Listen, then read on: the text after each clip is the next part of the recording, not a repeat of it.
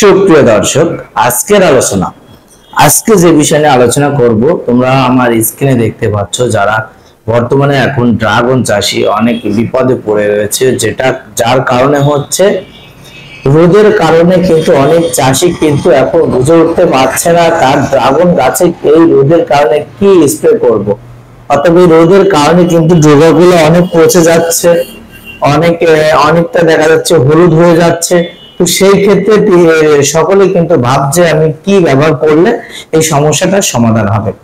আমি স্ক্রিনে যে ওষুধটা দিয়ে দিয়েছি, এটার নাম কিন্তু সাত পাউডার, আর এটার গ্রুপ হচ্ছে ম্যানকোজেব প্লাস কার্বনডাজিম।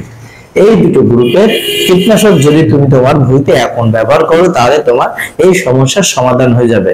আরেকটা জিনিস খেয়াল রাখতে হবে, ভুলেও কিন্তু তুমি অ্যামস্টার টপ এই গ্রুপের কোনো কীটনাশক ভুঁইতে ব্যবহার করবে না, কারণ তোমার এখন গাছে ফুল জলে আসবে অনেক।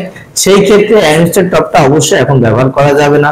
সেই ক্ষেত্রে অ্যামস্টার টপের ছাড়া তোমার ভালো হবে সাব পাউডার, অর্থাৎ ম্যানকোজেব প্লাস কার্বনডাজিম এই গ্রুপের একটা যে কোনো কীটনাশক। আমি কিন্তু স্ক্রিনে দিয়ে দিয়েছি এটা সাব পাউডার। এটা যদি ব্যবহার করো তোমার গাছের সমাধান হয়ে যাবে। এর ব্যবহার নিয়ম দেখো, পার লিটার জল 1 ml 1 গ্রাম বা 2 গ্রাম করে ব্যবহার করতে হবে। যদি ব্যবহার করো তোমার গাছের এই সমস্যার সমাধান হয়ে যাবে।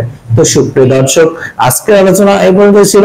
যদি আরো কোনো প্রশ্ন থাকে অবশ্যই আমাদের মেসেঞ্জারে বা আমাদের হোয়াটসঅ্যাপ নাম্বারে বা আমাদের কন্ট্যাক্ট নাম্বারে তোমরা যোগাযোগ করে তোমাদের সমস্যাটা জানাতে পারো। আমরা তার পরবর্তী ভিডিও নিয়ে তোমাদের মাঝে উপস্থিত হব।